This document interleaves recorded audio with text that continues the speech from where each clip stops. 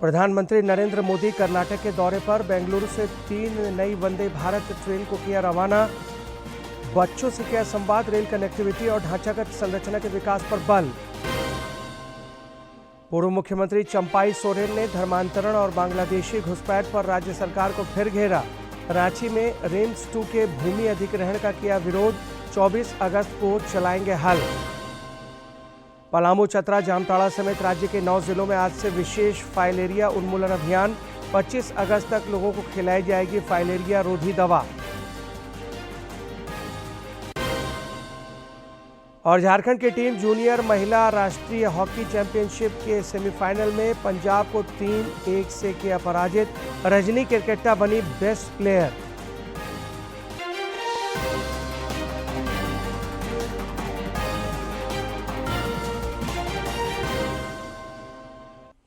नमस्कार, खबरें झारखंड में आपका स्वागत है। इस वक्त की तमाम ताज़ा तरीन और अहम खबरों को लेकर हाजिर हूं मैं राहुल शर्मा। बुलेटिन की शुरुआत करते हैं। प्रधानमंत्री नरेंद्र मोदी आज कर्नाटक के दौरे पर हैं। उन्होंने बेंगलुरु से 3 नई वंदे भारत ट्रेनों को रवाना किया। साथ ही ट्रेनों में बच्चों से संवाद भी किया। इस मौके पर रेल मंत्री अश्विनी वैष्णव समेत कई गणमान्य लोग मौजूद रहे। प्रधानमंत्री कर्नाटक को कई विकास परियोजनाओं की भी सौगात देंगे। वंदे भारत एक्सप्रेस ट्रेन है जिन्हें प्रधानमंत्री ने हरी झंडी दिखाई है। बेंगलुरु बेलगावी वंदे भारत एक्सप्रेस है।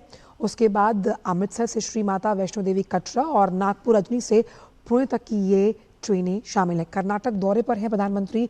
बेंगलुरु के साथ उससे जो कनेक्टिंग राज्य है उन्हें बड़ी सौगात ये दी गई है। देश के रेल के सफ़र में ये ऐतिहासिक कदम है। आप देख सकते हैं कि जो वहाँ पर लोग हैं प्रधानमंत्री को देखने आए, उनसे हाथ हिलाकर प्रधानमंत्री उनका अभिवादन स्वीकार करते हुए और ये तस्वीर हरी झंडी दिखाते हुए उन 3 ट्रेन्स को, जो 3 वंदे भारत ट्रेन हैं जो 4 राज्यों को जोड़ती हैं, जैसा कि मैंने बताया, जिसमें बेंगलुरु से बेलगावी है, अमृतसर से श्री माता वैष्णो देवी कटरा और नागपुर अजनी से पुणे तक की ट्रेनें शामिल है। इसमें 2 का वर्चुअल रूप से किया गया है उद्घाटन और 1 फिजिकल फॉर्म में। आप देख सकते हैं प्रधानमंत्री यहाँ पर मौजूद हैं। तो कनेक्टिविटी के लिहाज से आज ये बड़ा दिन कि रेल यात्रा को सुलभ, सुगम और इन अनुभवों को बहुत अहम बनाने के लिए ये तीनों वंदे भारत एक्सप्रेस जिन्हें आज फ्लैग ऑफ किया गया है, ये पहली जो वंदे भारत ट्रेन है बेलगावी से क्रांतिवीर संगेली रायण बेंगलुरु के बीच चलेगी। अब इसमें होगा ये कि वो बेंगलुरु, तुमकुरु, हासन, चिकमंगलुरु, चित्रदुर्ग, दावणगेरे, तमाम जो ज़िले हैं उनके बीच तेज़ रफ्तार के साथ जो है वो दौड़ेगी। दूसरी वंदे भारत एक्सप्रेस अजनी नागपुर से पुणे के बीच शुरू होगी, जिसे हरी झंडी दिखाई है प्रधानमंत्री ने, जिसमें नागपुर, वर्धा, अमरावती, अकोला, जलगांव। अब देखिए छोटे छोटे ये ज़िले हैं और इन वंदे भारत एक्सप्रेस ट्रेन के चलने से यहाँ से लोगों का सफ़र करना, चाहे वो ट्रैवल उनके अपने पर्सनल यात्रा के अनुभव के लिए हो, आर्थिक लिहाज से हो, पर्यटन को गति देने के भी लिहाज से, वंदे भारत एक्सप्रेस ट्रेन को ये जो हरी झंडी दिखाई गई है। अब देखिए मेक इन इंडिया का जो वो शेर है वो भी ये बताता है कि इन ट्रेन के जो मुख्य पार्ट्स हैं जिनसे इन ट्रेन को बनाया गया है वो मुख्य तौर पर आत्मनिर्भर भारत के सूचक हैं, क्योंकि उनकी तैयारी भारत में ही की गई है। और तीसरी वंदे भारत ट्रेन अमृतसर से श्री माता वैष्णो देवी कटरा के बीच। मुख्यमंत्री हेमंत सोरेन आज 50 वर्ष के हो गए। आज ही के दिन साल 1975 में रामगढ़ स्थित नेमरा गांव में उनका जन्म हुआ था। श्री सोरेन का लंबा राजनीतिक सफर रहा है। मौजूदा समय में वे बरहेट से विधायक हैं। पिता शिबू सोरेन की राजनीतिक विरासत को उन्होंने आगे बढ़ाया है। हेमंत सोरेन ने राजनीतिक जीवन में कई उतार चढ़ाव देखे हैं। वे झारखंड मुक्ति मोर्चा के फिलहाल अध्यक्ष भी हैं। प्रधानमंत्री नरेंद्र मोदी ने मुख्यमंत्री हेमंत सोरेन को जन्मदिन की हार्दिक शुभकामनाएं दी हैं। श्री मोदी ने एक सोशल मीडिया पोस्ट में हेमंत सोरेन के स्वस्थ और दीर्घायु होने की मंगल कामना की है। राज्यपाल संतोष कुमार गंगवार ने भी मुख्यमंत्री हेमंत सोरेन को जन्मदिवस की हार्दिक बधाई और शुभकामनाएं दी हैं। उन्होंने ईश्वर से हेमंत सोरेन के उत्तम स्वास्थ्य, दीर्घायु होने और जनसेवा में निरंतर सफलता की कामना की है। राज्य सरकार के कई मंत्रियों और पक्ष विपक्ष के नेताओं समेत आम लोगों ने भी मुख्यमंत्री हेमंत सोरेन को जन्मदिन की बधाई प्रेषित की है। उन्होंने अपने संदेश में मुख्यमंत्री को बधाई और शुभकामनाएं देते हुए उनके स्वास्थ्य और दीर्घायु होने की कामना की है। मुख्यमंत्री हेमंत सोरेन दिवंगत पिता दिशोम गुरु शिबू सोरेन के श्राद्ध कर्म के कार्यक्रमों के मद्देनजर फिलहाल रामगढ़ के नेमरा में हैं। कल भी कई लोगों ने उनसे नेमरा में मुलाकात की। विधायक सरयू राय भी नेमरा पहुंचे और दिवंगत दिशोम गुरु को विनीत श्रद्धांजलि अर्पित की। उन्होंने मुख्यमंत्री हेमंत सोरेन से मिलकर गुरुजी के निधन पर संवेदना प्रकट की और उन्हें ढांढस भी बंधाया। पूर्व मुख्यमंत्री और भाजपा के वरिष्ठ नेता चंपाई सोरेन ने राज्य सरकार को आदिवासियों के हितों की रक्षा में पूरी तरह से विफल करार दिया है। उन्होंने सरायकेला खरसावां में एक कार्यक्रम के दौरान राज्य सरकार पर जमकर निशाना साधा और कहा कि वे रिम्स 2 के प्रस्तावित भूमि पर 24 अगस्त को विरोध स्वरूप हल चलाएंगे। पूर्व मुख्यमंत्री और भाजपा के वरिष्ठ नेता चंपाई सोरेन कल सरायकेला खरसावां में विश्व आदिवासी दिवस पर आयोजित कार्यक्रम में शामिल हुए। इस दौरान उन्होंने बांग्लादेशी घुसपैठ और धर्मांतरण समेत अन्य समसामयिक मुद्दों पर राज्य सरकार पर तीखा प्रहार किया। और ये जो हम झारखंड में डेमोग्राफिक जो फैल गया है, निश्चित रोक करके दिखा देंगे। क्या समझ लिया है ना? जो मन किसको हमारा घर में किसी को भी आप शादी कर लीजिएगा हो, हमारा सामाजिक व्यवस्था भी बिगाड़ दीजिएगा, ये तो होने नहीं दिया जाएगा। उन्होंने कहा कि पूर्व प्रधानमंत्री अटल बिहारी वाजपेयी ने अलग झारखंड राज्य दिया, ओलचिकी भाषा को संविधान की 8वीं अनुसूची में सूचीबद्ध किया। पूर्व सीएम ने कहा कि अटल जी के नाम से संचालित अटल क्लिनिक का नाम बदलना सरकार की मानसिकता को दर्शाता है। श्री सोरेन ने आदिवासी समाज से एकजुट होकर अपने अधिकार के लिए सजग रहने की अपील की।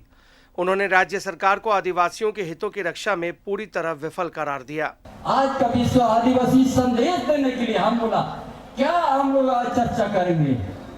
आज भी वही स्थिति में है आदिवासी जो आज 300 साल पहले था। जमीन का सुरक्षित नहीं है, इनका भाषा का मान्यता नहीं है, इनका खेत खलियान सूखा हुआ, अच्छा शिक्षा का व्यवस्था अभी भी नहीं मिल सका। सरायकेला खरसावां के स्थानीय रामचंद्रपुर फुटबॉल मैदान में आदिवासी सावता सुसार अखाड़ा की ओर से रंगारंग सांस्कृतिक कार्यक्रम का भी आयोजन किया गया। मौके पर कई गणमान्य लोग मौजूद थे। सरायकेला खरसावां से अनूप मिश्रा की रिपोर्ट। इधर धनबाद के सांसद ढुल्लू महतो ने विकास के मुद्दे पर तंत्र को आईना दिखाया है। उन्होंने कार्यकर्ताओं के साथ श्रमदान किया और धनबाद के गया पुल अंडरपास की मरम्मतें की। उन्होंने जनप्रतिनिधियों के समक्ष नजीर पेश करते हुए खुद बेलचा उठाया और एक आम आदमी की तरह अंडरपास के गड्ढों को भरा। इस दौरान उन्होंने सरकार को विकास कार्यों की अनदेखी पर घेरा और जनहित से जुड़े मुद्दों की अनदेखी का आरोप लगाया।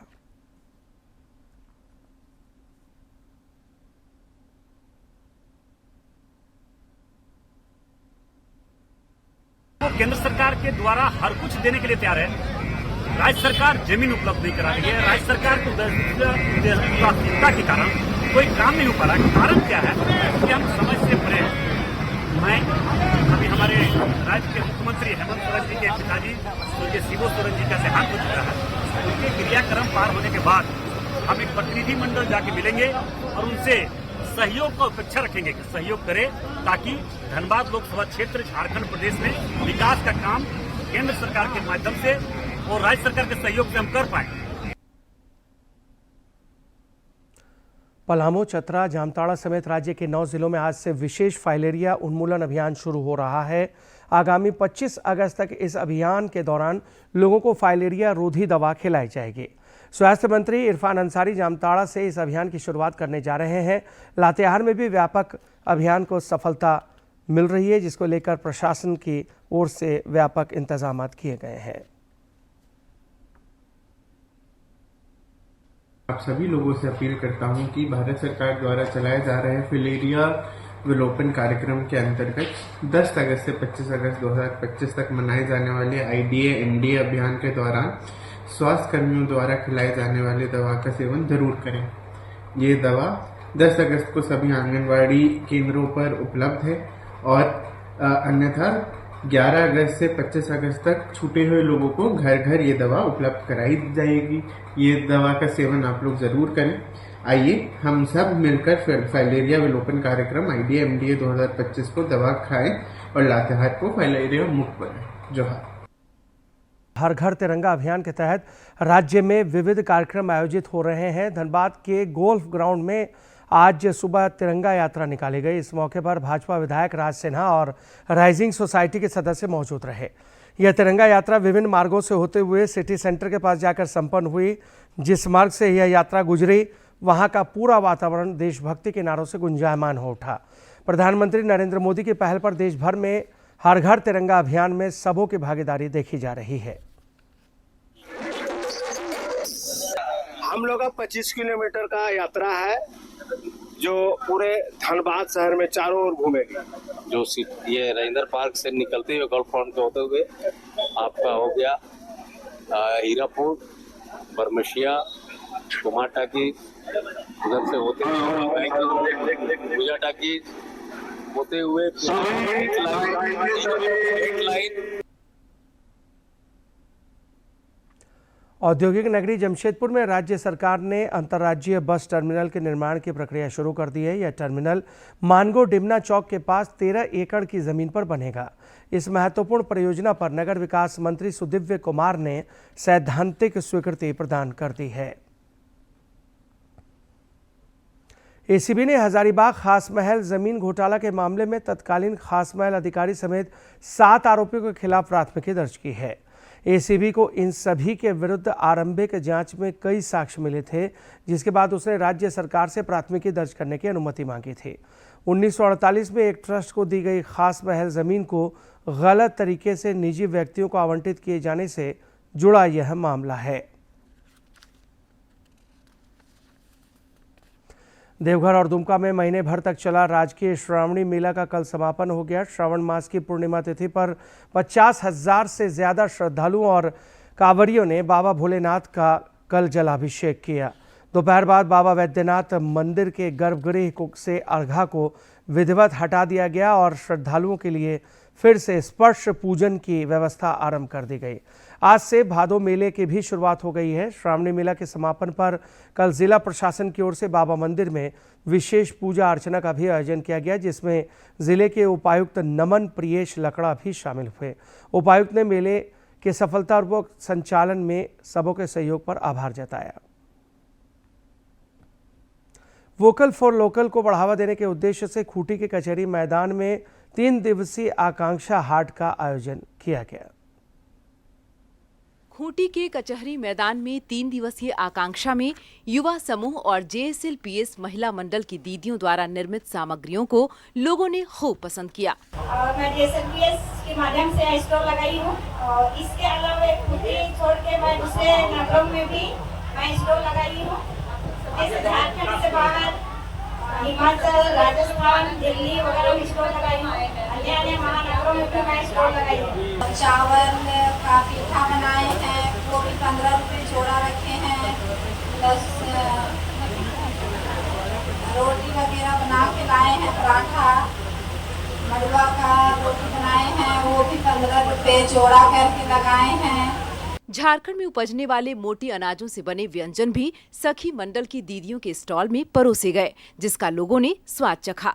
एक ही छत के नीचे खाद्य उत्पाद से लेकर ड्रेस मटेरियल, हस्तकरघा वस्त्र, सोहराय पेंटिंग, श्रृंगार प्रसाधन, घरेलू सजावट सामग्री, अचार, पापड़, मशरूम, मधु, नर्सरी के पौधे समेत अन्य चीजें यहां लोगों को उपलब्ध कराई गई। और ये JSLPS के द्वारा संचालित है। हमारे यहाँ जीरा कुकीज, मड़ुआ कुकीज, मड़ुआ का निमकी और मैदा का केक, मड़ुआ केक, ये सब बनता है।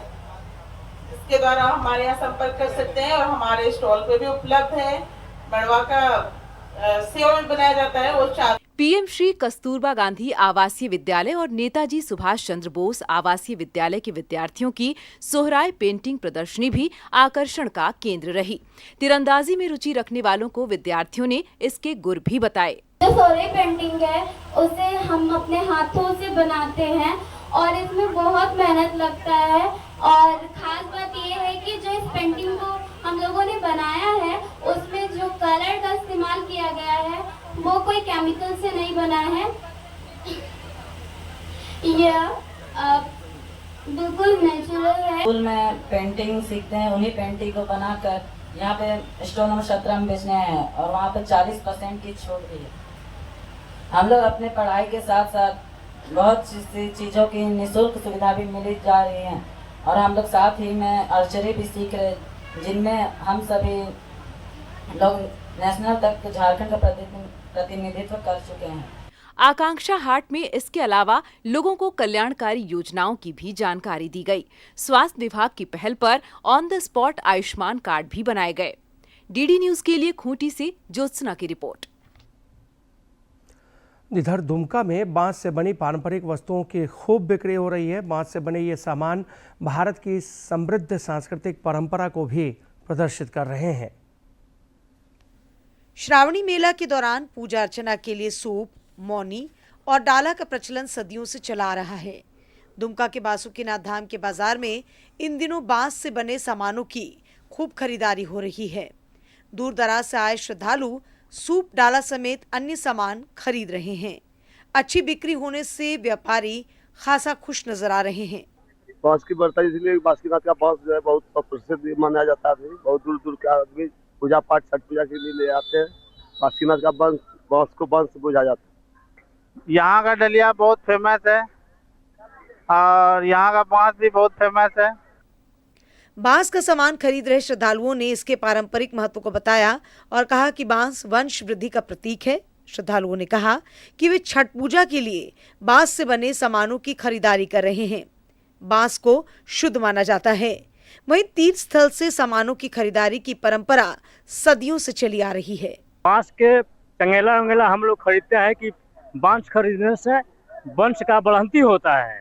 और छठ पूजा में वो गौरी खरीदते हैं, उसमें कोसी लेके जाते हैं। छठ पूजा में छठ पूजा करते हैं। महोत्सव में बांस की बिक्री का न केवल धार्मिक महत्व है बल्कि ये धार्मिक आस्था से लेकर ग्रामीण अर्थव्यवस्था तक की अहम कड़ी है और ये पर्यावरण के लिए भी काफी अनुकूल है। बाबा बासुकीनाथ धाम के पुरोहित पंडा कुंदन पत्रलेख ने बताया कि धार्मिक मान्यता और आस्था है कि बांस वंश वृद्धि का प्रतीक है, जिसके कारण लोग इससे बने सामानों की खरीदारी करते हैं। शुभ कार्यों और पूजा पाठ में इसका उपयोग होता है और यहाँ संथाल परगना में बांस की कारीगरी विश्व प्रसिद्ध है। धार्मिक मान्यता है, लोगों की आस्था है कि बांस जो है वंश वृद्धि का उसको माना जाता है। बांस हर पूजा पाठ, हर शुभ चीज में बांस की वस्तु को ही लोग करता है।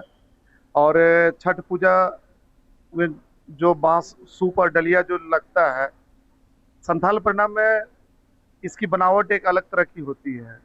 यूं तो दुमका के बांस की कलाकारी विश्व प्रसिद्ध है। यहाँ बांस को विभिन्न आकृतियां प्रदान कर विभिन्न तरह के उपयोगी सामानों का निर्माण होता है। वहीं धार्मिक स्थलों पर बांस के सामानों की बिक्री से अर्थव्यवस्था में वृद्धि हो रही है और इस कारोबार से कई परिवारों को आर्थिक संबल मिला है। डीडी न्यूज के लिए दुमका से गौतम कुमार की रिपोर्ट। आंध्र प्रदेश में खेली जा रही हॉकी इंडिया जूनियर महिला राष्ट्रीय हॉकी चैंपियनशिप में झारखंड की टीम सेमीफाइनल में पहुंच गई है। क्वार्टर फाइनल में झारखंड की बेटियों ने पंजाब की टीम को 3-1 से पराजित कर दिया। झारखंड की रजनी केरकेट्टा को best player of the match के खिताब से नवाजा गया। इस मुकाबले में पंजाब ने आक्रामक खेल दिखाते हुए छठे मिनट में ही 1-0 से बढ़त हासिल कर ली थी, लेकिन झारखंड की टीम ने उम्दा खेल दिखाते हुए पलटवार किया और उसके तुरंत बाद गोल दागकर मैच को 1-1 के बराबरी पर कर दिया। इसके बाद भी झारखंड की टीम यहीं नहीं रुकी, उसने 2 और गोल दागे और बढ़त को 3-1 कर दिया, जो अंत तक कायम रहा और मैच झारखंड के नाम हो गया। गंगा नदी का जलस्तर बढ़ने से साहेबगंज में जनजीवन को प्रभावित होने से रोका नहीं जा पाया है। आधा दर्जन से अधिक गांवों के निवासियों को मुश्किलों का सामना करना पड़ रहा है।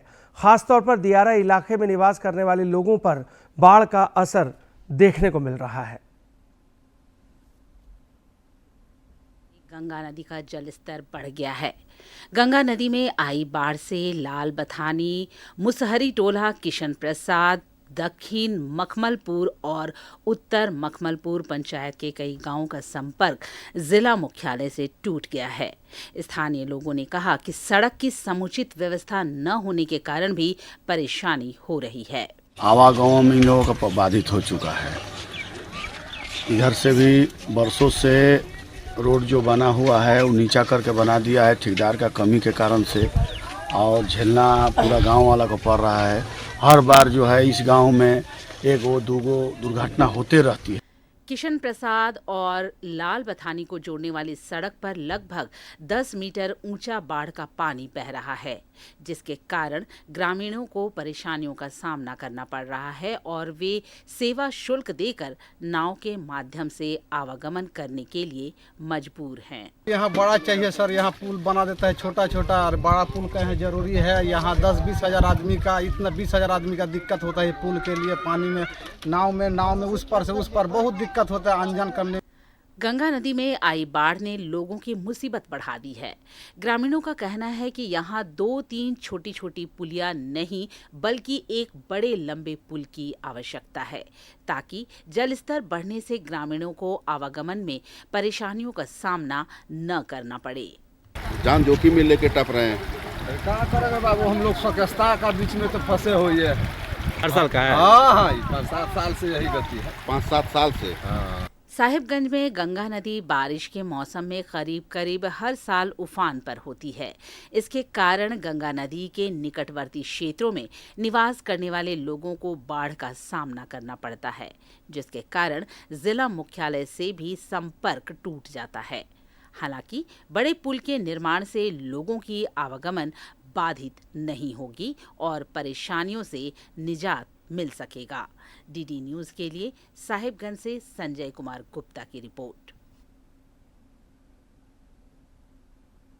इधर राज्य में बारिश में थोड़ी कमी आने के आसार हैं। 12 अगस्त तक बारिश से राहत की उम्मीद है। हालांकि इस अवधि में आंधी और वज्रपात की आशंका है। मौसम विज्ञान केंद्र ने बताया कि 13 अगस्त को पूर्वी और पश्चिमी सिंहभूम, सरायकेला खरसावां, सिमडेगा, साहेबगंज, पाकुड़, गोड्डा, दुमका, देवघर, जामताड़ा और गिरिडीह में भारी बारिश हो सकती है। देश भर के युवाओं को कुशल बनाकर स्वरोजगार से जोड़ने के लिए केंद्र सरकार की ओर से 10 वर्ष पूर्व प्रधानमंत्री कौशल विकास योजना की शुरुआत की गई थी। इस योजना से जुड़कर साहिबगंज के युवा भी तकनीकी रूप से कुशल बनकर बेहतर आजीविका प्राप्त कर रहे हैं। स्टेट बैंक ऑफ इंडिया के ग्रामीण स्वरोजगार प्रशिक्षण संस्थान में सुदूरवर्ती ग्रामीण क्षेत्रों से आए युवाओं को मोबाइल रिपेयरिंग का प्रशिक्षण देकर स्वरोजगार से जोड़ा जा रहा है। प्रशिक्षण प्राप्त कर रहे युवाओं ने कहा कि प्रशिक्षण प्राप्त कर वे खुद का स्वरोजगार करेंगे और इससे परिवार का आर्थिक सहयोग होगा। मोबाइल रिपेयरिंग काम सिखा रहे थे ऐसे ही काम सिखाए हैं। हम गाँव में जाकर दुकान खोलेंगे, 4-5 आदमी का रोजगार दे सकते हैं। बहुत ही इम्पोर्टेंट है, मोबाइल का समय है, इसलिए हम यहाँ रिपेयरिंग के लिए आए हैं। कुछ यहाँ से सीख के जाएँ तो अच्छा दुकान खोलें, किसी को काम लाएँ, मतलब अपना रोजगार भी होगा। चूँकि आजकल देखते हैं कि सभी के पास लगभग सेलफोन, स्मार्टफोन, सेलफोन कोई भी रहता ही है। तो चूँकि यूजर्स बढ़ रहे हैं इस्तेमाल करने वाले, तो इसका तो उपयोग भी ज़्यादा होगा। कई कंपनियां मोबाइल रिपेयरिंग तकनीशियनों की तलाश करती हैं, जिससे नौकरी मिलने की संभावनाएं बढ़ जाती हैं। प्रशिक्षक अजित कुमार ने बताया कि 30 दिनों के निःशुल्क प्रशिक्षण के दौरान छात्रों को मोबाइल फोन के हार्डवेयर और सॉफ्टवेयर संबंधी सभी समस्याओं और उनके समाधान की जानकारी दी जाती है। में आप जानते हैं कि सेलफोन बहुत जरूरी है, तो इससे हम 20-25 हज़ार कमा सकते हैं और इसके लिए हम पीएम मोदी को बहुत सारा धन्यवाद करना चाहते हैं। जो ये आपको बहुत अच्छा नॉलेज मिलता है यहाँ पर मोबाइल रिपेयरिंग के बारे में, ताकि यहाँ पर सीख करके हम रोजगार कर सके, कमाई कर सके, हमारा काम यहाँ पर रोजगार कर। साहिबगंज आर सिटी सेंटर के निदेशक प्रमोद कुमार झा ने बताया कि केंद्र में प्रशिक्षण प्राप्त कर रहे छात्रों को यात्रा भत्ता भी दिया जाता है।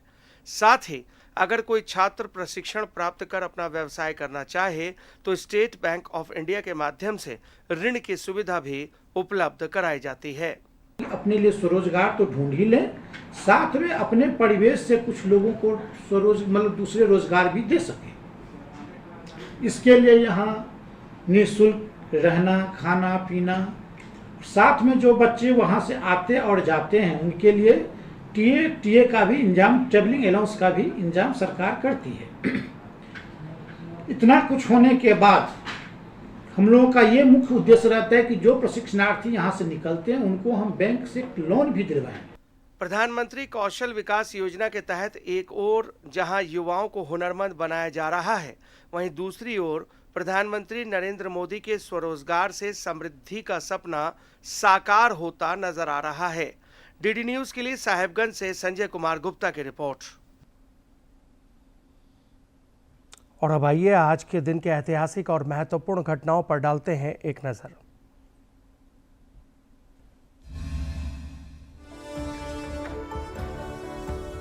दस अगस्त साल 1894 को वराहगिरी वेंकटगिरी का जन्म ओडिशा के बरहामपुर में हुआ। वीवी गिरी के नाम से प्रख्यात वे भारत के चौथे राष्ट्रपति थे। वीवी गिरी डबलिन यूनिवर्सिटी से कानून की पढ़ाई करने के लिए इंग्लैंड चले गए। प्रथम विश्व युद्ध के समय साल 1916 में वे भारत वापस लौट आए। भारत लौटने के बाद वीवी गिरी श्रमिक और मजदूरों के चल रहे आंदोलनों का हिस्सा बन गए।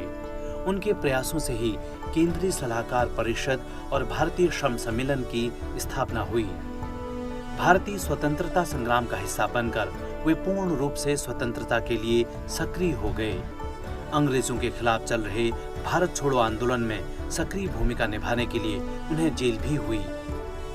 वीवी गिरी साल 1967 में भारत के उपराष्ट्रपति के पद पर रहे। साल 1969 में वे देश के चौथे राष्ट्रपति बने। 1975 में वीवी गिरी को भारत के सर्वोच्च नागरिक सम्मान भारत रत्न से सम्मानित किया गया।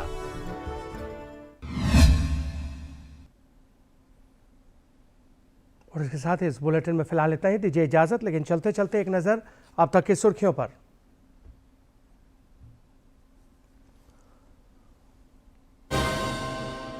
प्रधानमंत्री नरेंद्र मोदी कर्नाटक के दौरे पर बेंगलुरु से 3 नई वंदे भारत ट्रेनों को किया रवाना। बच्चों से किया संवाद। रेल कनेक्टिविटी और ढांचागत संरचना के विकास पर बल। पूर्व मुख्यमंत्री चंपाई सोरेन ने धर्मांतरण और बांग्लादेशी घुसपैठ पर राज्य सरकार को फिर घेरा। रांची में रिम्स 2 के भूमि अधिग्रहण का किया विरोध। 24 अगस्त को चलाएंगे हल। पलामू, चतरा, जामताड़ा समेत राज्य के 9 जिलों में आज से विशेष फाइलेरिया उन्मूलन अभियान। 25 अगस्त तक लोगों को खिलाई जाएगी फाइलेरिया रोधी दवा।